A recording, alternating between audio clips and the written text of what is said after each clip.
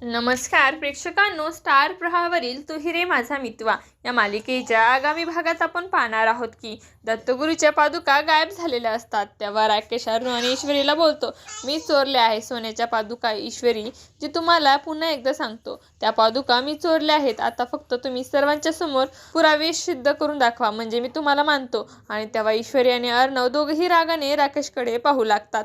त्यानंतर आपण पाहतो आजी ही सर्वांच्या समोर ईश्वरी आणि अर्णववर रागवते आणि बोलते, काय झालं? तुम्ही तर मला वचन दिलं होतं की गुरुजी येण्याच्या अगोदर तुम्ही पादुका शोधून काढणार. आता गुरुजी येण्याची वेळ झाली आहे.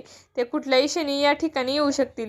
आता तुम्ही आपल्या घराची होणारी बदनामी कशा प्रकारे वाचवाल, असं ती त्यांना प्रश्न विचारू लागते. आणि तेव्हा अर्णव ईश्वरी काही उत्तर देऊ शकत नाही. त्यावेळेस ईश्वरी बोलते, आता पादुका शोधण्याचा एकमेव मार्ग उरला आहे.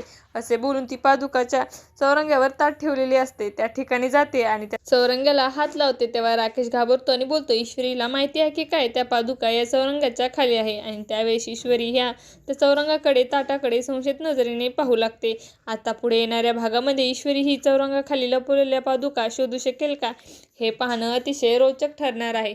तुम्हाला जर आपला व्हिडिओ आवडला असेल तर चॅनलला लाईक, शेअर आणि सबस्क्राईब करायला विसरू नका. धन्यवाद.